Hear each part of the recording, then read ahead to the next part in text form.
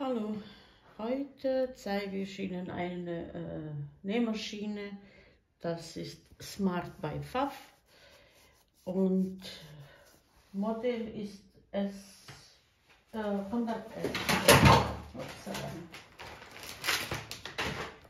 Also so sieht es aus. Es gibt auch diese Plastikteil. Das ist wie Tischverlängerung, dass man mit längerer Stoff einfach arbeiten kann, aber so sieht das aus. Okay, fangen wir hier, das ist so. Hier haben wir einen Nähdruckfuß oder Fußdruck für Nähen. Standard ist auf 2, aber wenn man später braucht, kann man die auf 3 stellen. Also, dass die Fuß von oben ein bisschen mehr Druck macht. Dann hier ist die Rückwärtstaste. Hier haben wir Fadenspannung.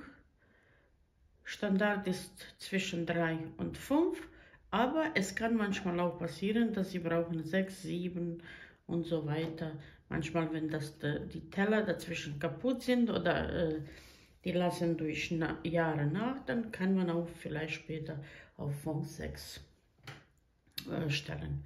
Hier haben wir Breite, also wenn man auf 0 stellt, hier ist 0 eine gerade Stich, weil auf A steht gerade Stich und Zickzack. Wenn man auf 0 stellt, dann ist gerade Stich, aber wenn man hier auf 3, 4 und so weiter und stellt auf A, dann ist Zickzack. Also da ist die einzige so, dass man verstehen kann. Wir haben hier eine Rad mit Zahlen zwischen 0 und 4. Das ist die Länge. Und wenn man benutzt zwischen 0 und 4, dann hat man diese Programme und Knopfloch.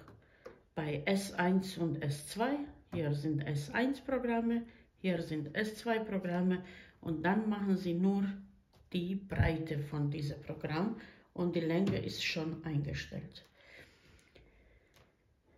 Also Fadenspannung, Breite, Länge bei Programme und Programme wechseln und hier eine Rad mit erste Programme. Das sind die hier und die hier.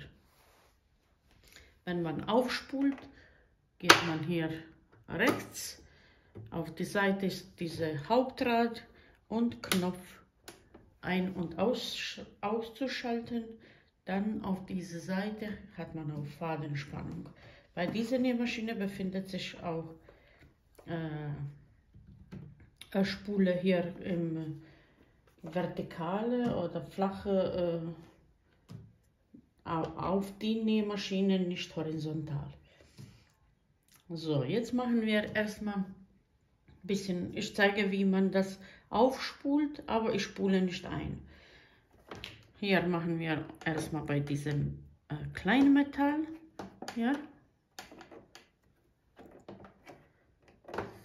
So, dann um diese Rad, hier auch Metallrad und dann hierher rechts drücken und aufspulen. Wenn fertig, zurück und das war's.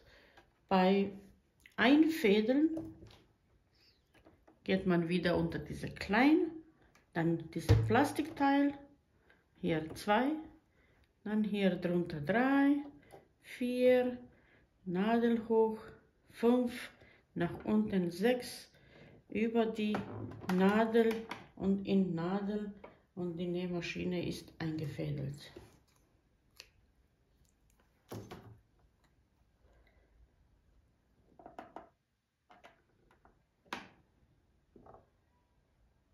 Mal noch treffen und das war's. Ausspulen geht so. Diese Teller nimmt man ab. Deckel, Teller. Spule sieht so aus und dann diese Seite wird hier mit linker Hand hier drücken mit Finger. Ja, ich mache jetzt ein bisschen nah. Hier gibt es auch ein Foto, wie man das macht, aber so sieht das aus. Hier und diese kleine Metallriss schiebt man nach oben. Jetzt festhalten, obere Faden, drehen, Hauptrad und dann untere Faden ist nach oben. Man muss sie nur noch rausholen. So, wenn man die beide, oh, nee, das ist nicht rausgegangen.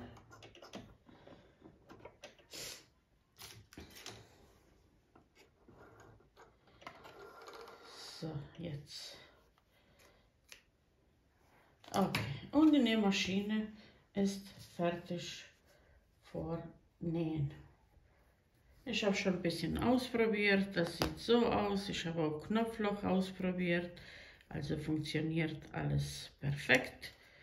Wie man sieht, auch vom linken und rechten Seite ist alles sehr schön. Ja, jetzt ein bisschen so. Okay.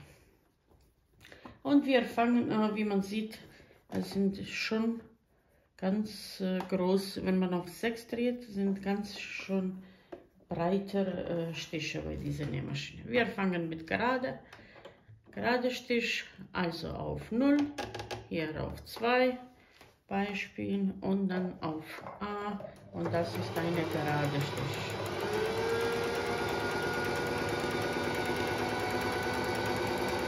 Die Nähmaschine ist auch sehr leise, also kann man schon nähen damit. Okay, jetzt machen wir also auch A, bleibt hier A.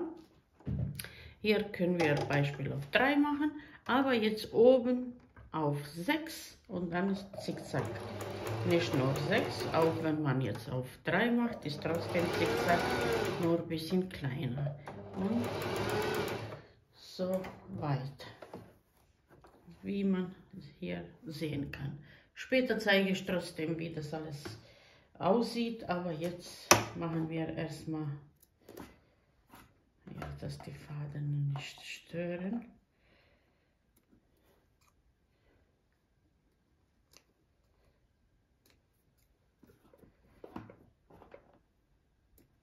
So. Nadel hoch, machen wir jetzt Beispiel D. Dann hier drehen wir auf D, das ist dieses Programm. Hier kann man 2 lassen, hier kann man auf 4 und dann, das ist Blindstich oder Blindstich. Blindstich. Den kann man auch reduzieren, dann ist ein bisschen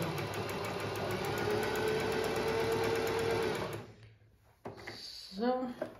Das sieht so aus hier. Jetzt machen wir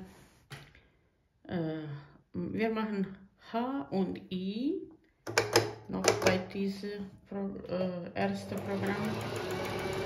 Hier braucht man schon ein bisschen zwischen 0 und 1 und hier kann man auf die 6 stellen. Dann hat man bessere Naht.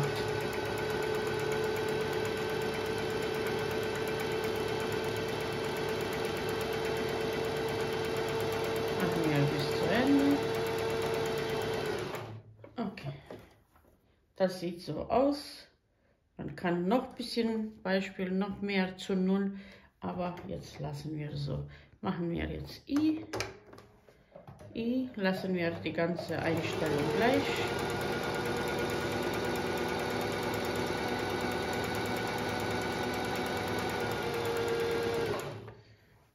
Nadel unten. Das sieht so aus, aber wie man hier vorhin, was ich vorhin gemacht habe, ist ein bisschen auch eher zu 0. Also von 1 hier kann man so ein paar Striche noch machen. Dann sieht das noch voll aus. Schön. Dann machen wir jetzt Programme bei S1. Wenn man die Programme macht, dann dreht man auf S1. Beispiel, wir machen jetzt Was ist hier I? Wir machen I. Lassen alles das gleiche. Und wie man sieht bei diesen Programmen, die Nähmaschine bewegt mit Transport nach vorne, nach hinten, vorne, hinten. Jetzt ist meine hier Knopfloch, ich nähe drüber, ist egal.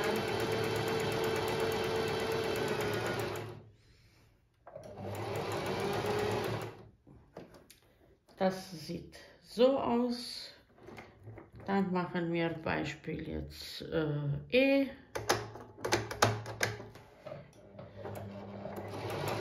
Also hier ist nur Breite. Länge ist von Maschine schon bestimmt. Das sieht so aus. Das ist bei S1, bei S2. Das sind die Programme hier. Beispiel machen wir, hier haben sie auch gerade dreifache Stich und dreifache Zickzackstich.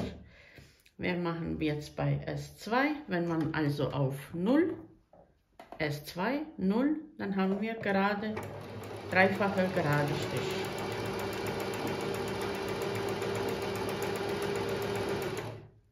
Wenn man jetzt auf Beispiel 6 dreht, dann haben wir dreifache Zickzackstich.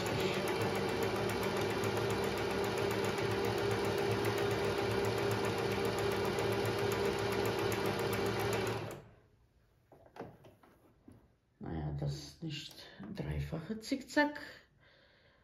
Hier steht A, es ist dreifache Zickzack. Hier auch, aber hier, das sieht nicht nach dreifache Zickzack. Okay. Ah, wir haben unten nicht gedreht. Also hier machen wir auf A und dann ist dreifache Zickzack. Ja, passiert auch manchmal. Hauptsache, man versteht. So, das ist dreifacher Zickzack. Was habe ich gemacht? Keine Ahnung. Ja, also S2, A, S2, wenn 6, dann ist dreifache Zickzack. A, S2, hier 0, dann ist gerade Stich.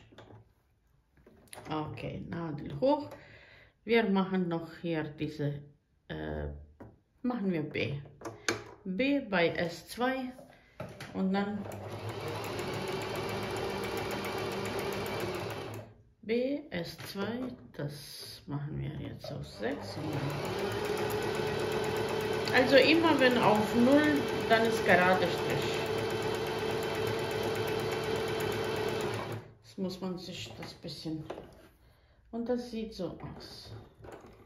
Und jetzt zeige ich noch, wie man Knopfloch macht.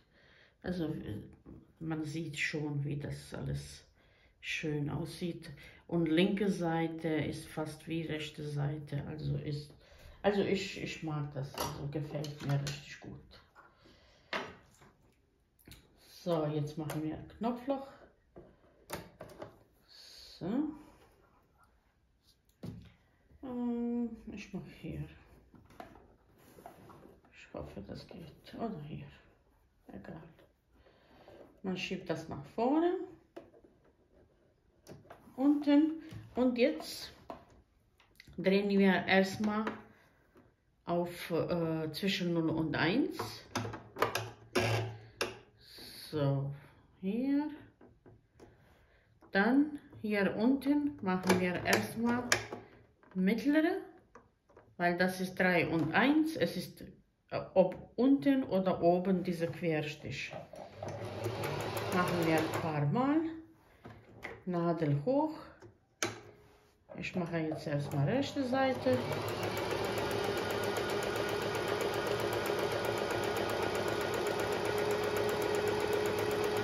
Und wenn Sie meinen, es ist genug, dann Stopp, Nadel hoch. Machen wir jetzt diese wieder, weil es muss hin und her. Auch ein paar Mal. Ich bringe die Nadel in linke Position und jetzt machen wir wieder nach unten.